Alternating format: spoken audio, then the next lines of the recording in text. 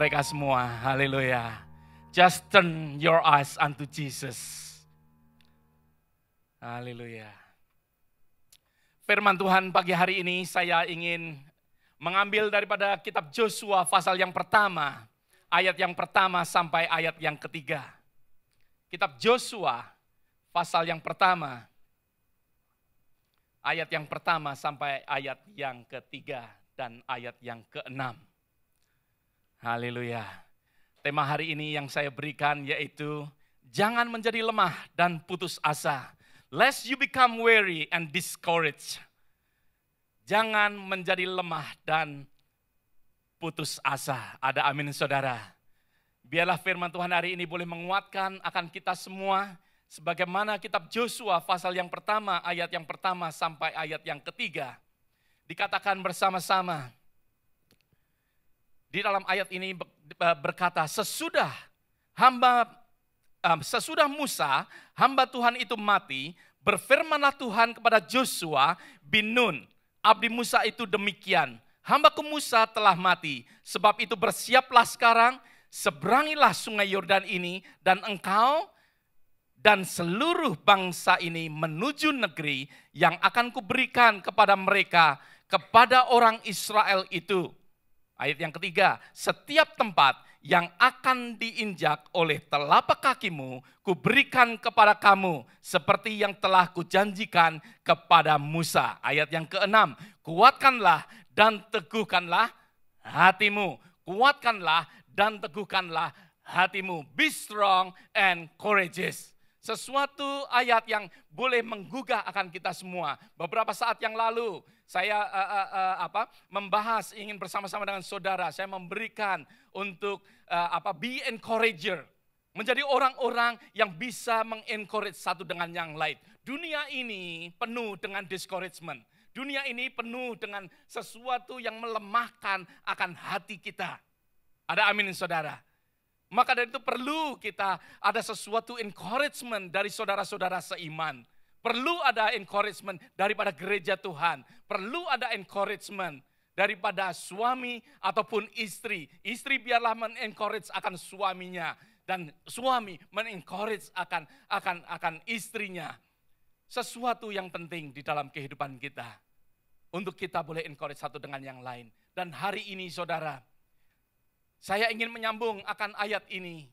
Yang mana kita boleh menjadi umat yang tidak putus asa. Menjadi umat yang jangan lemah. Makin hari akan makin kuat. Umat yang mengenal Allahnya. Daniel mengatakan umat yang mengenal Allahnya akan tetap kuat dan bertindak. Umat yang mengenal akan Allahnya akan tetap kuat dan bertindak. Di dalam kitab Yosua, Allah berkata kepada Yosua, dikatakan bahwa sesudah Musa hamba Tuhan itu mati, berfirmanlah Tuhan kepada Yosua. Bukankah Yosua sudah mendengar akan perkataan daripada Allah melalui Musa, bahwa Kanaan akan diberikan kepada orang Israel. Tetapi firman Tuhan, setelah Musa wafat, setelah Musa meninggal, maka dari itu Tuhan berfirman sekali lagi kepada Yosua. Sesuatu voice, kalau saya boleh katakan, suatu suara yang sangat penting bagi Yosua. Kenapa saya katakan penting? Karena Yosua hidup di kalangan orang-orang yang mengecewakan. Yang memberikan suatu discouragement demi discouragement. Joshua bersama dengan 11 temannya, hanya satu teman yang memberikan sesuatu spirit yang sama. Last week Bapak Paulus sudah menyampaikan kepada kita bahwa Joshua Kaleb mempunyai spirit yang sangat berbeda dengan yang lain. Spirit yang dipunyai oleh Kaleb adalah spirit, yaitu spirit of excellence. Spirit yang excellence ada di dalam kehidupan daripada Kaleb. Maka dari itu setelah usia dia 80 tahun, dia masih mengatakan bahwa dia mempunyai kekuatan kekuatan yang sama. Bahkan dia mampu mengatakan, berikan kepadaku tempat-tempat yang harus untuk tetap dilawan, untuk tetap harus dimenangkan, meskipun tetap tempat yang susah, ada sesuatu yang harus dilawan.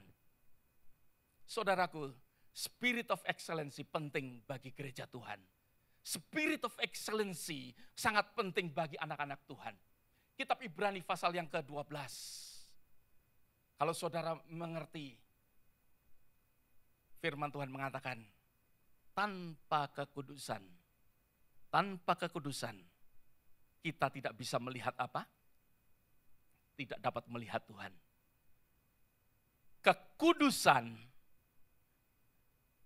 bisa ada di dalam kehidupan saudara dan saya, kalau kita ini mempunyai spirit of excellency. Ada amin saudara? Kalau kita tidak mempunyai spirit of excellency, maka dari itu hidup kita sembrono. Hidup kita akan sembarangan. Hidup kita akan mencong kanan, akan mencong kiri. Hidup kita akan mudah sekali masuk di dalam dosa. Mudah sekali kita ini hidup di dalam kehidupan yang berkompromi dengan dosa. Firman Tuhan katakan, tanpa kekudusan kita tidak dapat melihat akan Tuhan. Maaf saudara. Maka dari itu, firman Tuhan minggu yang lalu saya katakan amin untuk kita semua. Untuk setiap kehidupan kita mempunyai spirit of excellency. This morning kita diingatkan kembali. Maksud saya diingatkan kembali dengan beberapa teman yang datang di dalam kebaktian pagi. Pastor Christina memberikan message yang sungguh keras, yang luar biasa untuk kita. Saya sendiri boleh merendahkan diri di hadapan Tuhan, menerima akan firman Tuhan. Seringkali kita lupa bahwa Tuhan memberikan suatu panggilan. 1 Petrus pasal yang kedua ayat yang ke-9. Firman Tuhan katakan apa? Tuhan memanggil kita untuk menjadi apa? Menjadi apa saudara? Hah? Apa? Kapan? Ayo kita buka firman Tuhan sama-sama. Ya, kita buka sebentar firman Tuhan. Ini bukan ayat yang saya ingin sampaikan. Ya. Tapi biarlah hal ini boleh mengingatkan kita sebentar. Ya, sebenarnya banyak firman Tuhan yang saya ingin sampaikan. Enggak tahu kenapa Tuhan memberikan banyak sekali. Ya, tetapi Oke. Ya, dikatakan 1 Petrus 2 ayat yang ke-9. Tetapi kamulah bangsa apa?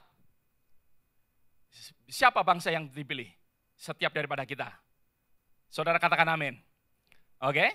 Tetapi nextnya yang penting. Yaitu apa? Imamat yang rajani. Setiap daripada kita, Tuhan memanggil untuk menjadi imam-imam. Kamulah bangsa yang terpilih. Firman ini tidak berbicara kepada saya sebagai pastor, tetapi firman ini berbicara kepada setiap daripada anak-anak Tuhan. Yaitu untuk menjadi imamat-imamat rajani. Firman Tuhan pagi hari ini disampaikan oleh Sister Christina, yaitu priestly service. Bagaimana kita sebagai imam di dalam kehidupan kita saat ini, sebagai imam-imamnya Allah, bagaimana kita mempersembahkan akan persembahan kita kepada Tuhan. Imam tugasnya yaitu untuk mempunyai fellowship dengan Tuhan. Imam yaitu tugasnya untuk apa saudara? Untuk menjadi orang